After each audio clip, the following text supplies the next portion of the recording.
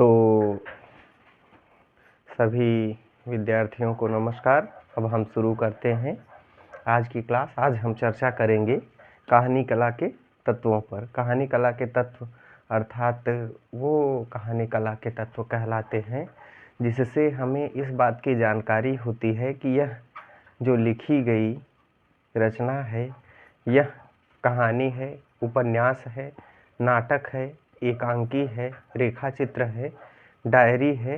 तो कहानी कला के तत्व के माध्यम से कि इतने गुण अगर मिल जाए तो आप मान लीजिए कहानी है। इससे ज़्यादा गुण मिल रहा है तो आप नाटक और एकांकी को खोजिए। अगर इससे कम गुण मिल रहा है तो रेखाचित्र, डायरी और संस्मरण को खोजिए। क्योंकि कहानी एक विशेष, जैसे मनुष्य होता है तो मनुष्य में कुछ विशेष गुण होते हैं तो मान लिया जाता है मनुष्य है। फिर इसके बाद ये देखते हैं कि स्त्री है कि पुरुष, कुछ गुण निर्धारित किए गए हैं। उसी तरह से कहानी के भी ये गुण हैं। कहानी में मुख्यतः निम्न तत्व होने चाहिए: कथा वस्तु, पात्र और चरित्र चित्रण, कथोपकथन और संवाद, देश काल और वातावरण, भाषा शैली, उद्देश्य। ये चीज़ें अगर आ रही हैं तो वो कहानी है। अगर इतनी चीज़ें नहीं आ पा रही हैं तो वो कहानी नहीं मानी जाएगी। तो चलिए एक एक करके हम इस पर चर्चा करते हैं। आधुनिक युग में कहानी तो साहित्य का मुख्य अंग बन चुकी है और 20वीं शताब्दी से तो हिंदी साहित्य में कहानी ने नाटक, एकांकी को एकदम समाप्त सा कर दिया है। हर चीज़ कहानी में ही निहित होने लगा है। तो उसके गुणों को हम सर्वसम्मति से विद्वानों द्वारा दिए गए उदाहरणों के माध्यम से समझने का प्रयास करते हैं। तो अगर देखिए, कथा वस्तु, पहला कहानी का तत्व क्या है? कथा वस्तु। कथा, इसका नाम ही है कथा वस्तु। इसे एक और नाम से भी जानते हैं, कथा का सारांश। क्या? कथा का सारांश। कथा का सारांश यानी कहानी जो लिखी गई है यह कैसी है, क्योंकि कथानक ही या कथा वस्तु ही पूरी कहानी का प्राण होती है। अगर कथा वस्तु आकर्षक नहीं है तो वह कहानी आकर्षक नहीं होगी। तो इसलिए कथा वस्तु की रचना अत्यंत सरल, वैज्ञानिक तरीके से होनी चाहिए और इसमें प्रत्येक घटना के आने से पूर्व उसके कारणों का विवेचन होना चाहिए कि घटना कोई आ रही है तो उसका कारण भी निर्धारित होना चाहिए।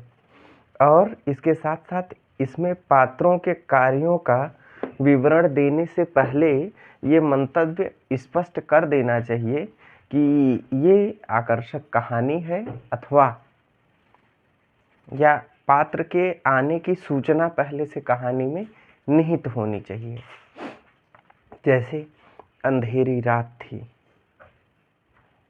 कोहरा चारों तरफ फैला हुआ था, दूर दूर तक कोई व्यक्ति दिखाई नहीं दे रहा था। इतने में अचानक से एक व्यक्ति बिजली की चमक के समान कौंधता हुआ आया। तो ये कहानी, ये कथा वस्तु बुनने का ढंग है। तो ऐसी कथा वस्तु होनी चाहिए ताकि जब पाठक पढ़े तो पढ़ करके कहानी को पढ़ने के लिए प्रेरित हो जाए कि अब हमें कहानी पूरी करनी है। अगर कथा वस्तु में पात्र के आने की पूर्व सूचना नहीं होती है तो वो कहानी आकर्षक नहीं मानी जाएगी। कथा वस्तु के लिए भी विद्वानों ने अलग अलग मत दिए हैं कि कहानी में मुख्यतः कहानी की कथा वस्तु में 4 गुण होने चाहिए। पहला गुण क्या है? पहला गुण है मौलिकता। मौलिकता या नवीनता, यानी जो कहानी हो मौलिक होनी चाहिए। नवीन कहानी सब में होनी चाहिए। अब ऐसा नहीं कि एक कहानीकार ने किसी कहानी को लिखा, उसी की नकल पर दूसरी कहानी, तीसरी कहानी, चौथी कहानी, उस पात्रों का नाम बदल दिया जाए, ऐसा ना हो। जितनी कहानी हो सब में नयापन, नई प्रवृत्ति, नए बिंदु का समावेश होना चाहिए। फिर इसके बाद कहानी की कथा वस्तु में दूसरा गुण संभाव्यता होना चाहिए, यानी कहानी की घटनाएं जो हैं वो भावी होनी चाहिए। अभी मैंने आपसे पहले ही बताया कि पात्र के आने की सूचना पूर्व सूचना होनी चाहिए, यानी कहानी पढ़ने पर ऐसा लगे कि यह घटनाओं की स्थिति को प्रदर्शित कर रहा है। अब अंधेरी रात है और उसमें अगर दिखा रहे हैं कि सूर्य का प्रकाश चारों तरफ फैला हुआ है, तो अंधेरी रात में तो सूर्य का प्रकाश फैलेगा नहीं, कहानी गलत हो जाएगी। तो घटनाओं की भावी सूचना होनी चाहिए, जैसे सत्यता का पन होना चाहिए। इसके बाद सुगठितता,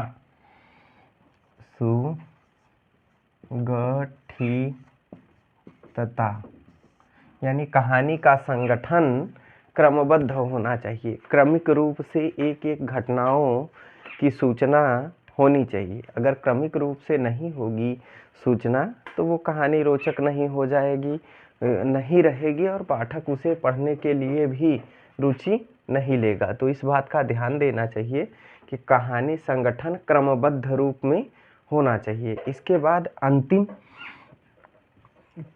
कथा वस्तु में रोचकता होनी चाहिए। ऐसी रुचिकर बातों का समावेश हो जिसे जब पाठक पढ़े तो वो और कहानी पढ़ने के लिए प्रेरित हो जाए। जैसे मुंशी प्रेमचंद की कहानियाँ हैं, तो अगर कहानी की शुरुआत किसी ने कर लिया, पढ़ लिया, तो वो पूरी कहानी को पढ़ के ही दम लेगा। तो ये रही बात। अगर आपसे पूछा जाता है कि कथा वस्तु में कितने बातों का समावेश होना चाहिए, तो मौलिकता, संभाव्यता, सुगठितता और रोचकता।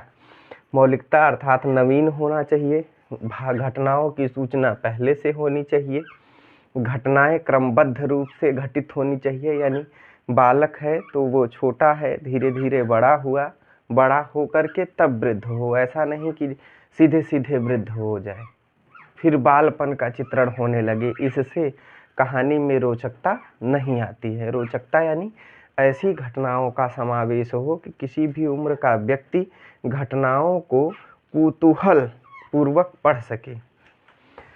कहानी, अब रोचकता पर ही चलते हैं। कहानी में कहानी का आरंभ आकर्षक हो, यानी ऐसे शब्दों का प्रयोग हो कि पाठक रोमांचित हो उठे। मध्य विस्तार से युक्त होना चाहिए और अंत निष्कर्षात्मक, यानी किसी उद्देश्य की पूर्ति करने वाला होना चाहिए। ये तीनों गुण कहानी की कथा वस्तु को बेहतरीन बनाते हैं। फिर इसके बाद हम चलते हैं कथा वस्तु के बाद पात्र और चरित्र चित्रण पर। कहानी में आए हुए व्यक्तियों को पात्र कहा जाता है, या अगर हम दूसरे शब्दों में कहानी के पात्रों का परिचय दें तो कथा वस्तु में कई व्यक्तियों का उल्लेख होता है। तो जिन व्यक्तियों का उल्लेख होता है उसे उस कहानी का पात्र कहते हैं।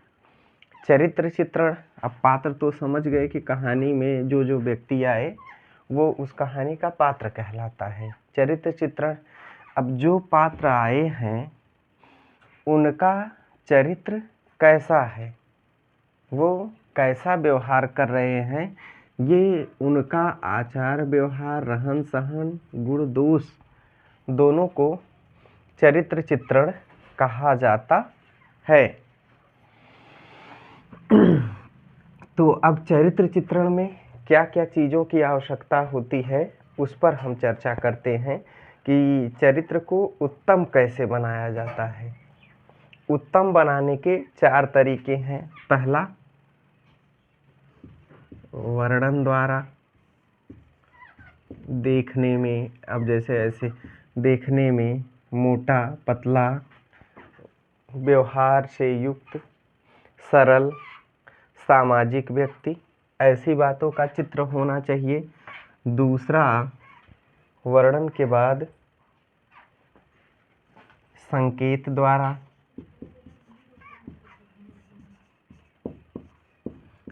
संकेत द्वारा, अब जो संकेत अर्थात पाठक के पात्र के विषय में जब बताया जा रहा है तो ये कहा जाए कि एक दुबला पतला आदमी आएगा, वो देखने में अत्यंत सीधे स्वभाव का होगा, उसका नाम ये है। ऐसा संकेत द्वारा पात्र के आने की सूचना दी जाती है। फिर इसके बाद बातचीत द्वारा पात्रों के बारे में तीसरी बात का पता हमें, बातचीत वो कैसा कर रहा है, वो पागल है कि बुद्धिमान है कि मजदूर है, कैसा है, वो उसकी बातचीत से हमें पात्र और उसके चरित्र के बारे में पता चलता है। फिर इसके बाद चौथी बात, घटनाओं द्वारा, जो घटित घटनाएं हैं, घटनाओं के माध्यम से पात्र और उसके चरित्र का पता हमें चलता है। तो इस तरह से पात्र और चरित्र चित्रण में चार बातों के माध्यम से पात्र के चरित्र पर प्रकाश डाला जाता है। पहला वर्णन से, दूसरा संकेत से, तीसरा बातचीत से, चौथा घटनाओं से। अब इसके बाद कहानी कला का तीसरा जो प्रमुख अंग है उस पर हम चर्चा करेंगे, यानी कथोपकथन और संवाद के माध्यम से ही कहानी आकर्षक, विस्तार से युक्त बनती है। तो कैसे, उसको हम देखते हैं। पात्रों की आपसी बातचीत को कथोपकथन या संवाद कहा जाता है। यानी पात्र जो बातचीत कर रहे हैं वहीं उनकी बातचीत क्या कहलाती है, संवाद। आजकल संवाद के लिए डायलॉग्स शब्द ज़्यादा प्रचलित है कि अगर फिल्म कितनी भी बड़ी हो, अगर उसमें कथोपकथन या संवाद न हो, यानी पात्रों की आपसी बातचीत आकर्षक ढंग की न हो, तो वो फिल्म अच्छी नहीं मानी जाती। तो कहानी में भी अगर कथोपकथन या संवाद न आए तो वो कहानी आकर्षक नहीं हो सकती है। तो उस पर कई विद्वानों ने अपने अपने अनुसार प्रकाश डाला है। तो सबसे पहले हम ये समझते हैं कि पाठक की उत्सुकता बनाए रखने के लिए कहानीकार एक सबल, कठोर और आकर्षक कथोपकथन या संवाद का उपयोग करता है, जिसे पढ़ करके पाठक पूरी कहानी को एक बैठक में ख़त्म करता है। जैसे उसने कहा था में उसने कहा था, उसी बात को लेखक बार बार दोहराता है और वो कहानी बार बार पाठक को अपने में समेटे रहती है कि आखिरकार उसने कहा था, जब उसने ये कहा था तेरी कुड़माई हो गई है, तो उसका नायक क्या करता है अंत में, छोटा जादूगर। और पंच परमेश्वर कहानी में भी इसी तरह की बात हम देखते हैं। तो कथोपकथन या संवाद कहानी को आकर्षक बनाते हैं। कथोपकथन की कथा गति को धीरे धीरे आगे बढ़ाती है, पात्रों की चारित्रिक विशेषताओं को स्पष्ट करती है। कथोपकथन का आरंभ ऐसा हो जैसा नदी में लहरों की गति। जैसे नदी है और नदी में लहर ना आए तो कोई नदी में स्नान करने ही न जाए। अगर त्योहार ना आए तो कोई पकवान ही गरीब व्यक्ति न बनाए। ऐसे संवाद की योजना करनी चाहिए कहानी में, जिससे कहानी स्पष्ट, जिज्ञासा बनाए रखने वाली बनती है। अब फिर इसके बाद कहानी कला का जो चौथा प्रमुख तत्व है वो देश, काल और वातावरण। देश किसे कहते हैं, काल किसे कहते हैं, वातावरण किसे कहते हैं। तो देखिए, जहाँ कहानी में घटनाएं घटित हो रही हैं, घटित घटनाओं के स्थान को उस कहानी का क्या कहा जाता है, देश। और घटित घटनाओं का समय कहानी का क्या कहा जाता है, काल। और घटित घटनाओं के वातावरण को, घटित घटनाओं के बाहर भीतर की अवस्था को, मौसम को वातावरण कहा जाता है। अब हम उदाहरण लेते हैं कहानी में, जो आपने बचपन में कहानी पढ़ी होगी, पंच परमेश्वर। तो उसमें जब कहानी शुरू होती है तो पहले ही बताते हैं कि गांव के दो मित्र हैं, जुम्मन शेख और अलगू चौधरी। उस स्थान पर चारों ओर पगडंडियां हैं, तंग रास्ते हैं, गलियां हैं। एक स्थान पर खड़े होकर दूर दूर तक देखा जा सकता है। किसी के पास पहनने के लिए विधिवत कपड़ा नहीं है, सभी की भाषा टूटी फूटी है। तो ये चीज़ जब बताई गई तो हमने ये मान लिया कि यह गांव का चित्रण करने वाली कहानी है। और ये कहा गया कि आज़ादी की सुगबुगाहट होने लगी थी, यानी लगभग सन 1930 के बाद की कहानी है। उसे पढ़कर हमें पता चलता है तो देश का पता चला, और देश में गांव जहाँ कहानी घटित हुई वो कहाँ, उसका देश क्या है, गांव। काल क्या है, आज़ादी के पहले का समय है। वातावरण क्या है, गांव का वातावरण है, क्योंकि पगडंडियां हैं, खेत हैं, तंग रास्ते हैं, मकान कच्चे हैं। अब अगर शहर का चित्रण करना हो तो शहर में दुकानें होनी चाहिए, भीड़ भाड़ होनी चाहिए, गाड़ियों का कोलाहल होना चाहिए। तब तो ये पता चलेगा ना कि कहानी का जो वातावरण है वो गांव में घटित हो रहा है कि शहर में। अब गांवों में कह रहे हैं और गांव में लंबे लंबे रास्ते दिखाई दे रहे हैं, भीड़ भाड़ का इलाका दिखाया जा रहा है, कई सारी दुकानें दिखाई जा रही हैं। तो ये क्या आकर्षक कहानी होगी क्या? नहीं। तो आलोचकों ने देश काल और वातावरण के विषय में बड़ी ही उपयुक्त बात की है कि कहानी की घटनाओं के संपन्न होने के स्थान को देश तथा समय को काल, और देश काल के सही चित्रण से ही वातावरण का निर्माण होता है। अब जैसे गांव है तो वातावरण सुहाना होना चाहिए, सुहावना शुद्ध हवा का चित्रण होना चाहिए, गंदगी का चित्रण नहीं होना चाहिए, नालों का चित्रण शहर में होना चाहिए, गांव में नहीं होना चाहिए। तो ये सब चीज़ें ये पहचान बताती हैं कि ये अच्छी कहानी है अथवा अच्छी कहानी नहीं है। अब अंतिम नहीं, पांचवा कहानी कला का तत्व है भाषा शैली। तो देखिए, एक चीज़ मैं भूल गया, देश काल और वातावरण में वो दो चीज़ें क्या हैं। देश काल और वातावरण जो होता है वो दो ढंग का होता है। पहला सामाजिक देश काल होता है और दूसरा ऐतिहासिक।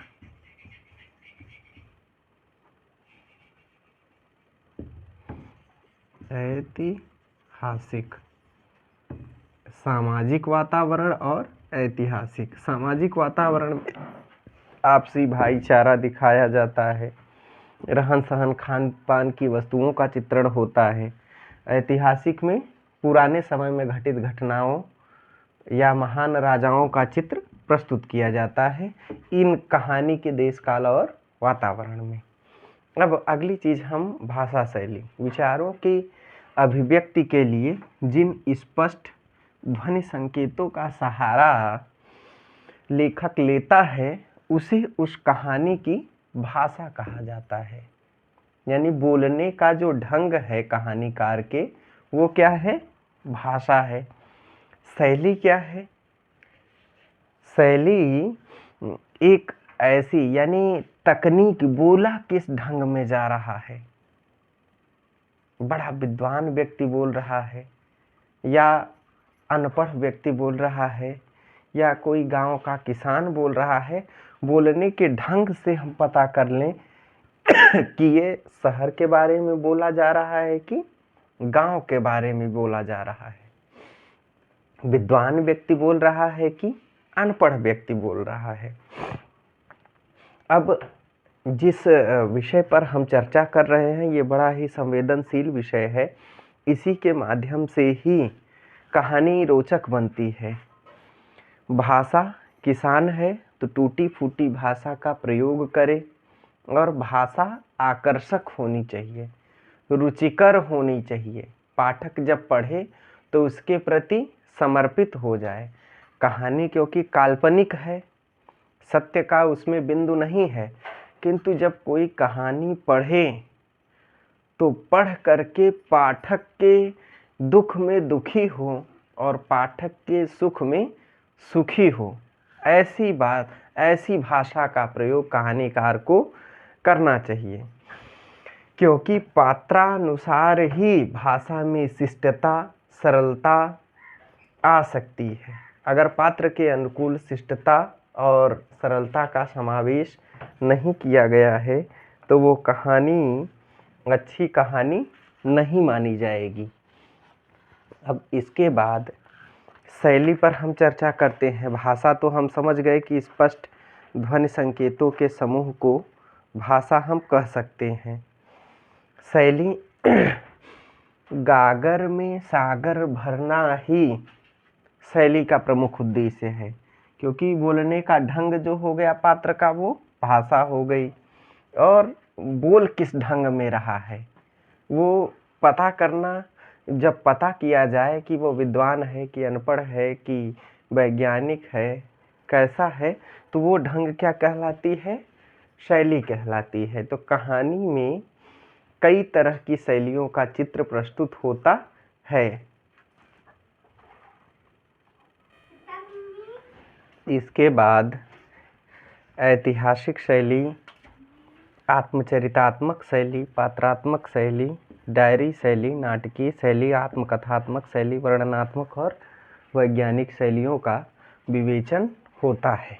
तो देखिए विद्यार्थियों, भाषा तो हमने समझ लिया। पात्रों ने जिन स्पष्ट ध्वनि संकेतों के माध्यम से बातचीत किया वो उसकी भाषा है। अनपढ़ है, गंवार है, पढ़ा लिखा है, वो हो गया। लेकिन अब शैली, बोलने का ढंग कैसा है? ऐतिहासिक है कि जो पाठक है वो इतिहास के प्रति ज़्यादा आकर्षित है कि हम इतने ज़्यादा वैभवशाली थे, या अपना बखान करने वाला पाठक है। क्योंकि पाठक में तो यही जो लेखक ने जिन जिन पात्रों का चयन किया है वो या तो अपने माता पिता की, दादा दादी के बारे में खूब बखान करेंगे, या अपनी महानता का बखान, स्वयं से अपना बखान करें। तीसरा, पात्रात्मक या उनकी अलग शैली हो। डायरी शैली, बार बार डायरी खोल करके, जैसे हम फिल्म देखते हैं 3 इडियट्स, तो उसमें उस बेचारे को हिंदी नहीं आती तो बार बार डायरी खोल करके वो देखता है और उन शब्दों को बोलता है। इसके बाद नाटकीय शैली, बनावटी ढंग का बोलने वाला है, दूसरे की भाषा सीख करके स्वयं वैसा बोलने का प्रयत्न कर रहा है, या कहानी के नायक की नकल करके कुछ शब्द बोल रहा है। जैसे हमने देखा है कि हमारे प्रधानमंत्री, मुख्यमंत्री की आवाज़ की नकल करके बहुत सारे लोग वैसी रील बनाते हैं, वीडियो बनाते हैं, तो वो क्या है? नाटकीय शैली। इसके बाद आत्मकथात्मक शैली, अपने बारे में बताएं। बहुत पुराने समय की बात है, मैं जब 5 वर्ष का था उस समय मेरा एक मित्र फलाना, हम दोनों साथ में पढ़ते थे, खेलते थे, कूदते थे, किंतु एक दिन अचानक आंधी आई और उसमें वो खो गया। तो वो आत्मकथात्मक शैली होती है। इसके बाद वर्णनात्मक शैली, वर्णन प्रधान, यानी जैसे किसी ऐतिहासिक स्थल, पौराणिक स्थल को लेकर के वहाँ का वर्णन करें कि जैसे हमारे पास में विंध्याचल है, प्रयाग है, मनगढ़ है, तो हम इसके बारे में बताएं कि हम मनगढ़ घूमने गए, वहाँ हमारी भेंट कृपालु महाराज से हुई, उन्होंने इस मंदिर के वैभव को इस रूप में चित्रित किया, वो वर्णनात्मक शैली होगी। इसके बाद वैज्ञानिक शैली। वैज्ञानिक शैली कहानी की सबसे आकर्षक शैली होती है। इसमें कोई बनावटीपन नहीं होता, इसमें घटनाओं का यथा तथ्य चित्रण किया जाता है। तो विद्यार्थियों ध्यान रखेंगे कि भाषा स्पष्ट हो, पात्रानुकूल हो, जो पात्र जिस ढंग का हो वैसे ही होनी चाहिए, और शैली निम्न में से किसी एक को अपना करके कहानी लिखी जा सकती है, या निम्न में से किसी न किसी एक ढंग को अपनाकर ही लेखक कहानियों को लिखता है। अब इसके बाद हम चलेंगे कहानी के अगले तत्व की ओर, जिसका नाम उद्देश्य। आप जानते हैं कि बिना कारण के पागल व्यक्ति भी कोई कार्य नहीं करता। तो जब कहानी लिखी गई है तो कहानी लिखे जाने का भी कोई न कोई उद्देश्य होता है। कहानी लिखने का क्या उद्देश्य होता है, इसके बारे में विद्वानों ने बताया कि जीवन की व्याख्या करना ही कहानी का उद्देश्य होता है। यानी जीवन की व्याख्या ही क्या है, कहानी का उद्देश्य। अगर समाज में कोई बुराई है तो उस बुराई को देख करके कहानीकार जब कहानी लिखे तो वह उस कहानी का उद्देश्य कहलाता है। चाहे सामाजिक बुराइयों को दूर करने के लिए कहानियाँ लिखी जाती हैं, समाज में व्याप्त गरीबी को देखकर कहानियाँ लिखी जाती हैं, सामाजिक विसंगतियों को देखकर कहानियाँ लिखी जाती हैं, और लिख करके उनका उद्देश्य ये होता है कि गरीबी दूर हो, समाज की आमुख कुरीति दूर हो जाए, इस बात का चित्रण होता है। अगर हम साहित्यिक रूप में कहें तो किसी विशिष्ट प्रकृति, विचार, सिद्धांत विशेष का प्रतिपादन और प्रचार करना ही, सुंदर भावों के चित्रों से मन का परिष्कार और मनोरंजन करना, जटिलता, जीवन के संघर्ष की अभिव्यक्ति करना ही कहानी का उद्देश्य होता है। तो ये रहा कहानी कला के तत्व, यानी इतने तत्व आ जाएं तो हम उन्हें पहचानेंगे कि ये कहानी है। अब वो तत्व कौन कौन से हैं, कथा, वस्तु, पात्र और चरित्र चित्रण, कथोपकथन और संवाद, देश काल और वातावरण, भाषा शैली और उद्देश्य। कथा वस्तु या कथानक या कथा का सारांश में किन बातों का अवश्य समावेश होना चाहिए, मौलिकता यानी कथा वस्तु नवीन हो, घटनाएं होने वाली हो, सुगठिता यानी क्रमबद्ध हो, रुचिकर हो कहानी, आकर्षक और विस्तार तथा निष्कर्ष से युक्त होनी चाहिए कहानी। पात्र कैसे होने चाहिए, धीरोदात्त, धीर ललित, धीर प्रशांत, धीरोधत्त, और इसके साथ साथ उनका चरित्र चित्रण कैसा हो, वर्णन द्वारा हो, संकेत द्वारा हो, बातचीत द्वारा हो और घटनाओं के माध्यम से हो।